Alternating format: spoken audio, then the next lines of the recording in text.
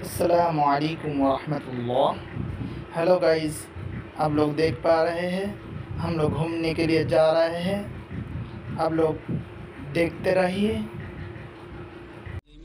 আসসালামু আলাইকুম, আশা করি সকলে ভালো আছেন।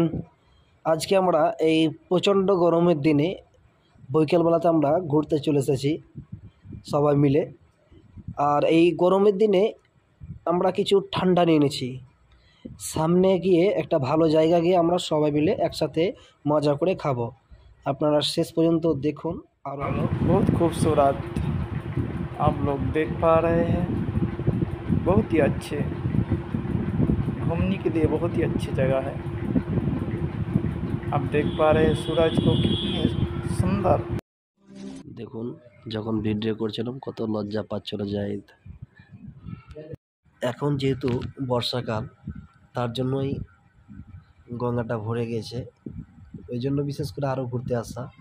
আর দেখুন যে কত সুন্দর, কি সুন্দর দৃশ্য, এত সুন্দর দৃশ্য, তার জন্য আরও ঘুরতে আসা। এই যে সুবের সেলফি নিচ্ছে মনে হচ্ছে। আমরা অনেক দিন থেকেই ভেবে আসছিলাম যে একটা ভিডিও বানাবো, তো সময় পাচ্ছিলাম না। তার জন্য আজকে ঘুরতে ঘুরতে সবাই বলছে একটা ভিডিও বানিয়ে নাও। এর মাঝে একটা यहाँ हम गिर जाते थे, दोस्त ने पकड़ लिया मुझको। এখন বর্ষাকাল, তার জন্য আমরা যেখানে বসতাম ওই জায়গাটা কাদা হয়ে আছে, তার জন্য অন্য একটা জায়গা ভালো খুঁজছি যেখানে ভালো হবে। রেল লাইনের উপরে সব আবার মিটিং করতে লাগলো, কে কোথায় বসবে।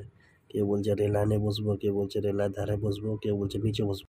বর্তমানে এমন সময় এসে গেছে যে কোনো জায়গায় গেলে আগে সর্বপ্রথম কিছু হোক যেন হোক, আগে সেলফি।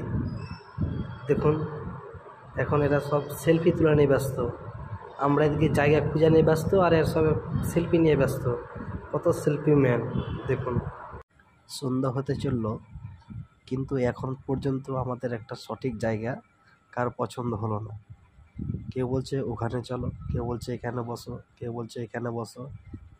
আমি বলছি যে চলো রেল লাইনের উপরে বসবো, সব থেকে ভালো হবে।